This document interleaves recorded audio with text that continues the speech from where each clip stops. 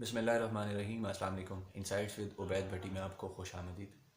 خیبر پختونخوا کے علاقے کرک کے اندر ایک افسوسناک واقعہ پیش آیا 30 دسمبر 2020 کو۔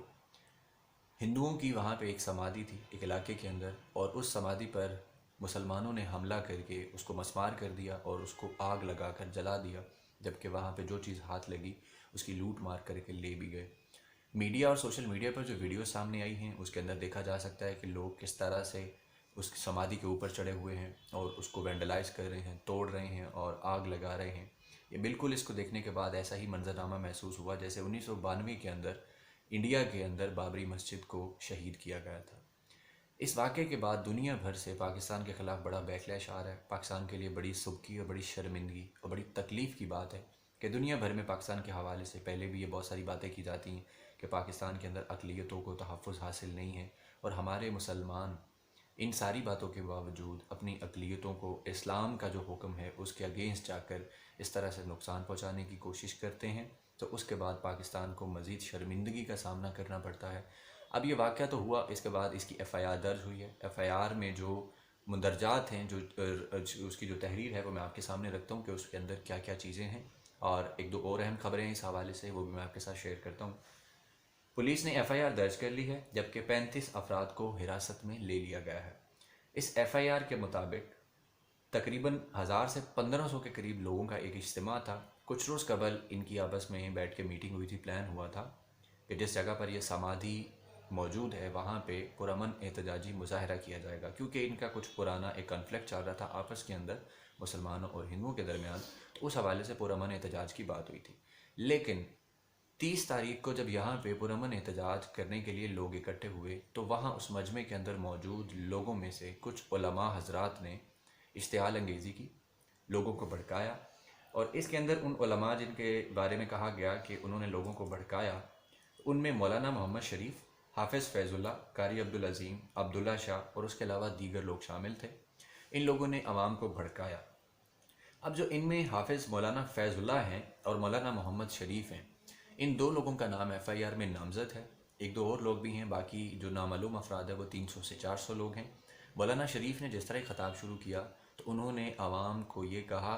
کہ یہ جو ہندوؤں کی سمادھی ہے اس کو ہم اس سرزمین پر برداشت نہیں کر سکتے، اور روز روز جو ہندو یہاں پہ آتے ہیں ہم ان کو بھی برداشت نہیں کر سکتے، اس لیے اس سمادھی کو جا کر گرا دیا جائے۔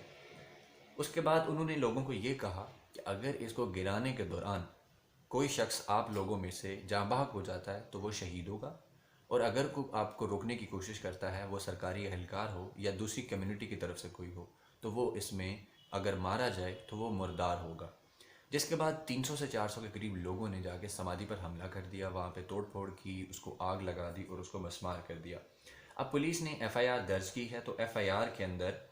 تقریباً 300 سے 400 لوگوں کو نامعلوم رکھا ہے۔ یہ 3 افراد اس میں نامزد ملزمان ہیں، اور اس کے بعد جو اس میں دفعات لگائی گئی ہیں ان میں 295،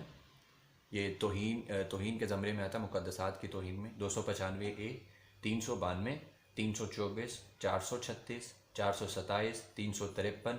780 اے جو کہ دہشت گردی کی دفعہ ہے، اور اس کے علاوہ 3 دیگر دفعات ہیں وہ بھی اس میں لگائی گئی ہیں۔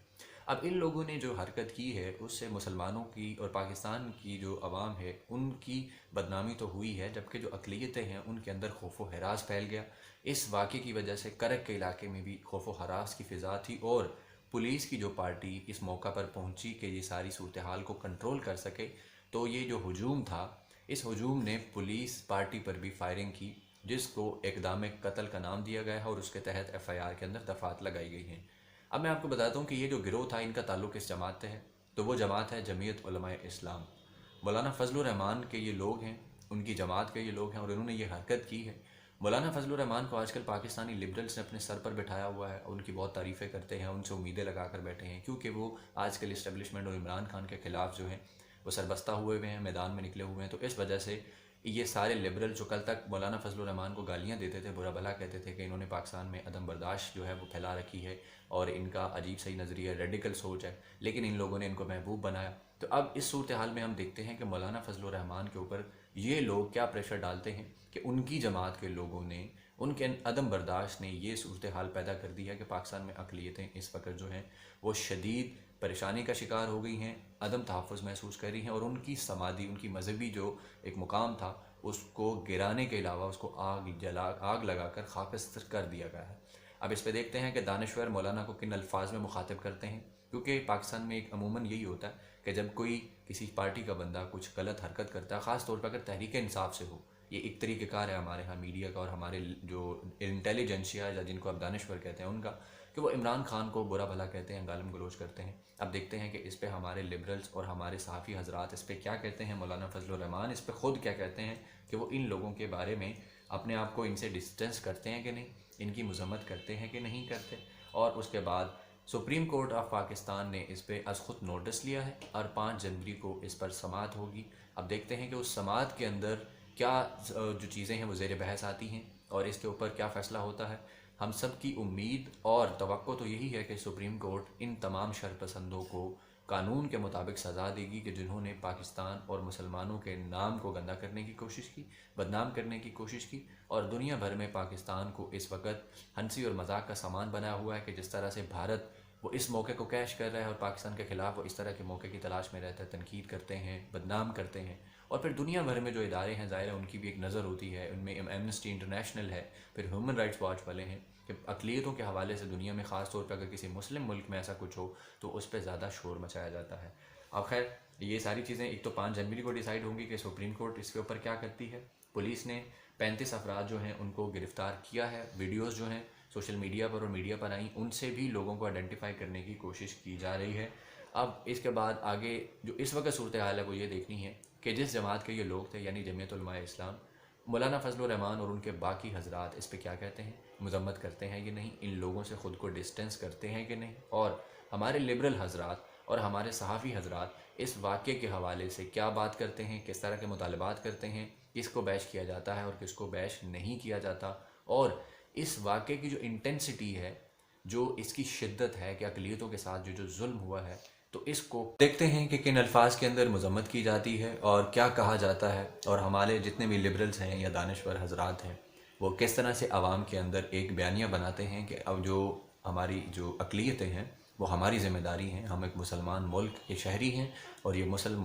ملک جو ہے یہ بھی مسلمانوں کا ہے، 95% کے قریب یہاں پہ مسلمان ہیں، لیکن جو اقلیتیں ہیں اسلام اور قانون کے تحت ان کی ہم پہ ذمہ داری ہے کہ ہم نے ان کی حفاظت کرنی ہے، ان کے چاہے مقدسات ہوں، ان کے مذہبی مقامات ہوں، ان کے عقائد ہوں یا ان کی پریکٹسز ہوں یا ان کی جان اور مال ہو، تو اس کی ساری ذمہ داری اسٹیٹ پر ہے اور ہم مسلمانوں پر ہے۔ اب ہم نے دیکھنا ہے کہ ہمارا کولیکٹیو اس کے اوپر کیا بیانیہ ہوتا ہے، ہم کس طرح سے اس کی مذمت کرتے ہیں۔ بہت سارے جو سیگمنٹ ہیں سوسائٹی کے وہ اس کی مذمت کر رہے ہیں، برا بھلا کہہ بھی رہے ہیں کہ جن لوگوں نے یہ کیا یہ بہت بڑا ظلم ہے، بڑا سنگین ظلم ہے۔ تو خیر آنے والے دنوں کے اندر اس پہ مزید چیزیں واضح ہو جائیں گی جیسے ہی سپریم کورٹ کے اندر اس پہ سماعت ہوگی، اور اس کے علاوہ جو پولیس ہے وہ دیکھتے ہیں کہ اس پہ مزید کتنے شرپسندوں کو گرفتار کرتی ہے اور کس طرح سے ان کو قانون کے کٹہرے میں لایا جاتا ہے۔